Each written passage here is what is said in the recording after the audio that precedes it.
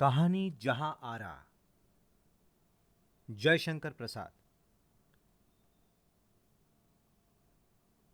यमुना के किनारे वाले शाही महल में एक भयानक सन्नाटा छाया हुआ है। केवल बार बार तोपों की गड़गड़ाहट और अस्त्रों की झनकार सुनाई दे रही है। वृद्ध शाहजहां मसनद के सहारे लेटा हुआ है और एक दासी कुछ दवा का पात्र लिए हुए वहीं खड़ी है। शाहजहां अन्यमनस्क होकर कुछ सोच रहा है। तोपों की आवाज से कभी कभी चौंक पड़ता है। अकस्मात उसके मुख से निकल पड़ा, नहीं नहीं, क्या वो ऐसा करेगा?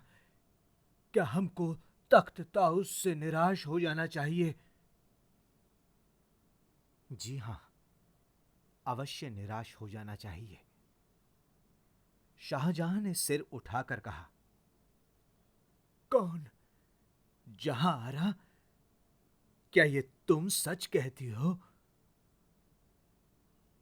हां हां जहांपनाह, ये ठीक है, क्योंकि आपका अकर्मण्य पुत्र दारा भाग गया और नमक हराम दिलेर खां क्रूर औरंगजेब से मिल गया और किला उसके अधिकार में हो गया। लेकिन जहां आरा, क्या औरंगजेब क्रूर है? क्या वो अपने बूढ़े बाप की कुछ इज्जत ना करेगा? क्या वो मेरे जीते जी तख्त ताउस पर बैठेगा? जहां पनाह, आपके इसी पुत्र वात्सल्य ने आपकी ये अवस्था की। औरंगजेब एक नारकीय पिशाच है। उसका किया क्या नहीं हो सकता एक भले कार्य को छोड़कर।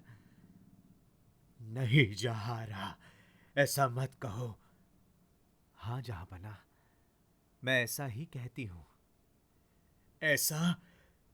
तो क्या जहारा, इस बदन में मुगल रक्त नहीं है?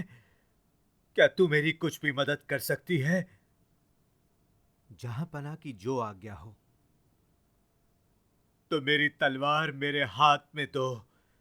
जब तक वो मेरे हाथ में रहेगी, कोई भी तख्त ताउस मुझसे न छुड़ा सकेगा। हां जहांपनाह, ऐसा ही होगा।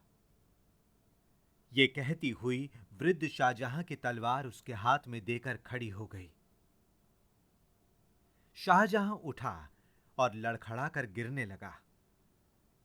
शहजादी जहां आरा ने बादशाह को पकड़ लिया और तख्त ताउस के कमरे की ओर ले चली।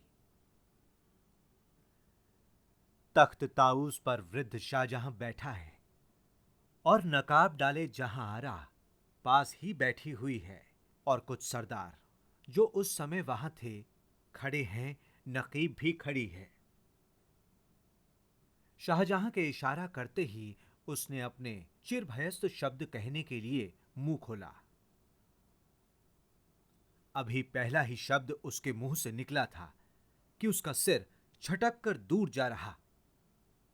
सब चकित होकर देखने लगे। जिरह बांतर से लदा हुआ औरंगजेब अपनी तलवार को रुमाल से पोंछता हुआ सामने खड़ा हो गया और सलाम करके बोला, हुजूर की तबीयत नासाज सुनकर मुझसे न रहा गया, इसीलिए हाजिर हुआ हूं। लेकिन बेटा, इतनी खून रेजी की क्या जरूरत थी? अभी अभी वो देखो, बुढ़े नकीब की लाश लौट रही है। उफ, मुझसे ये नहीं देखा जाता। क्या बेटा, मुझे भी? इतना कहते कहते वो बेहोश होकर तख्त से झुक गया। औरंगजेब ने अपनी बात आगे कही, हटाओ उस नापाक लाश को। जहां आरा से अब ना रहा गया और वो दौड़कर सुगंधित जल लेकर वृद्ध पिता के मुख पर छिड़कने लगी। हैं? ये कौन है जो मेरे बूढ़े बाप को पकड़े हुए है? तुम सब बड़े नामाकूल हो। देखते नहीं हमारे प्यारे बाप की क्या हालत है और उन्हें अब भी पलंग पर नहीं लेटाया। औरंगजेब के साथ साथ सब तख्त की ओर बढ़े। जहां आरा उन्हें यूं बढ़ते देखकर फुर्ती से कटार निकालकर और हाथ में शाही मुहर किया हुआ कागज निकालकर खड़ी हो गई और बोली, देखो, इस परवाने के मुताबिक मैं तुम लोगों को हुक्म देती हूं कि अपनी अपनी जगह पर खड़े रहो जब तक मैं दूसरा हुक्म ना दूं।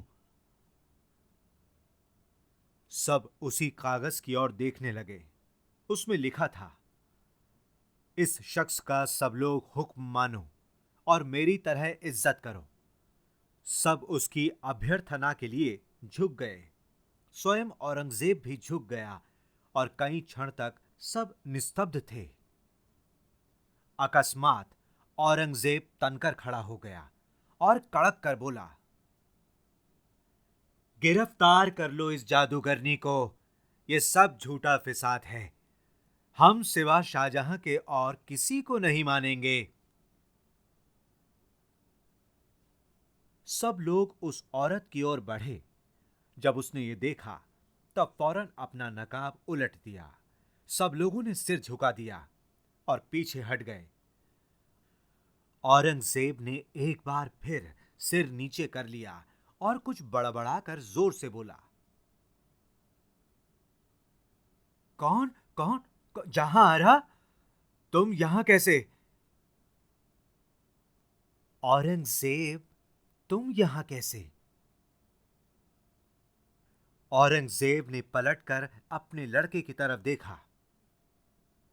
बेटा, मालूम होता है कि बादशाह आलम बेगम का कुछ दिमाग बिगड़ गया है, नहीं तो इस बेशर्मी के साथ इस जगह पर ना आती। तुम्हें इनकी हिफाजत करनी चाहिए। तभी जहां आरा ने कहा, और औरंगजेब के दिमाग को क्या हुआ है जो वो अपने बाप के साथ बेअदबी से पेश आया? अभी इतना उसके मुंह से निकला ही था कि शहजादे ने फुर्ती से उसके हाथ से कटार निकाल लिया और कहा, मैं अदब के साथ कहता हूं कि आप महल में चले, नहीं तो। जहां आरा से यह देखकर रहा नहीं गया। रमणी सुलभ वीर्य और अस्त्र क्रंदन और अश्रु का प्रयोग उसने किया और गिड़गिड़ाकर औरंगजेब से बोली, क्यों औरंगजेब, तुमको कुछ भी दया नहीं है क्या? दया क्यों नहीं है बादशाह बेगम? दारा जैसे तुम्हारा भाई था वैसे ही मैं भी तो भाई ही था। फिर तरफदारी क्यों? वो तो बाप का तख्त नहीं लेना चाहता था, उन्हीं के हुक्म से सल्तनत का काम चलाता था। तो क्या मैं वो काम नहीं कर सकता? अच्छा, बहस की जरूरत नहीं है। बेगम को चाहिए कि वो महल में जाए। जहां आरा कातर दृष्टि से वृद्ध मूर्छित पिता को देखती हुई शहजादे की बताई राह से जाने लगी। यमुना के किनारे एक महल में शाहजहां पलंग पर पड़ा है और जहां आरा उसके सिरहाने बैठी हुई है। जहां आरा से जब औरंगजेब ने पूछा कि वो कहां रहना चाहती है, तब उसने केवल अपने वृद्ध और हतभागे पिता के साथ रहना स्वीकार किया और अब वो साधारण दासी के वेश में अपना जीवन अभागे पिता की सेवा में व्यतीत करती है। वो भड़कदार शाही पेशबाज अब उसके बदन पर नहीं दिखाई पड़ती। केवल सादे वस्त्र ही उसके प्रशांत मुख की शोभा बढ़ाते हैं। चारों ओर से उस शाही महल में एक शांति दिखलाई पड़ती है।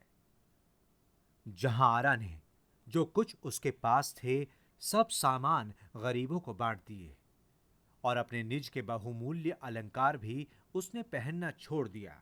अब वो एक तपस्विनी ऋषि कन्या सी हो गई। बात बात पर दासियों पर वो झिड़की उसमें नहीं रही। केवल आवश्यक वस्तुओं से अधिक उसके रहने के स्थान में और कुछ नहीं है। वृद्ध शाहजहां ने लेटे लेटे आंख खोलकर कहा, बेटी, अब दवा की कोई जरूरत नहीं है। याद खुदा ही दवा है। अब तुम इसके लिए कोशिश मत करना। पिता, जब तक शरीर है तब तक उसकी रक्षा करनी ही चाहिए।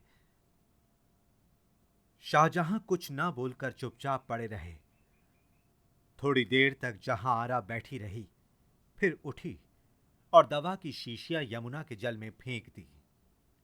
थोड़ी देर तक वो वहीं बैठी बैठी यमुना का मंद प्रवाह देखती रही। सोचती थी कि यमुना का प्रवाह वैसा ही है, मुगल साम्राज्य भी तो वैसा ही है, वो शाहजहां भी तो जीवित है, लेकिन तख्त ताउस पर वो नहीं बैठते। इसी सोच विचार में वो तब तक बैठी थी जब तक चंद्रमा की किरणें उसके मुख पर नहीं पड़ी। शहजादी जहांआरा तपस्विनी हो गई। उसके हृदय में वो स्वाभाविक तेज अब नहीं है, किंतु एक स्वर्गीय तेज से वो कांतिमय थी। उसकी उदारता पहले से भी बढ़ गई। दीन और दुखी के साथ उसकी ऐसी सहानुभूति थी कि लोग मूर्तिमती करुणा मानते थे उन्हें। उसकी इस चाल से पाषाण हृदय औरंगजेब भी विचलित हुआ। उसकी स्वतंत्रता जो छीन ली गई थी, उसे फिर से मिली। पर अब स्वतंत्रता का उपभोग करने के लिए अवकाश ही कहां था। पिता की सेवा और दुखियों के प्रति सहानुभूति करने से उसे समय ही नहीं था। जिसकी सेवा के लिए सैकड़ों दासियां हाथ बांधकर खड़ी रहती थी, वो स्वयं दासी की तरह अपने पिता की सेवा करती हुई अपना जीवन व्यतीत करने लगी। वृद्ध शाहजहां के इंगित करने पर उसे उठाकर बैठाती और सहारा देकर कभी कभी यमुना के तट पर उसे ले जाती और उसका मनोरंजन करती हुई छाया सी बनी रहती। वृद्ध शाहजहां ने एहलोक की लीला पूरी की। अब जहांआरा को संसार में कोई काम नहीं है। केवल इधर उधर भी उसी महल में घूमना अच्छा मालूम नहीं होता।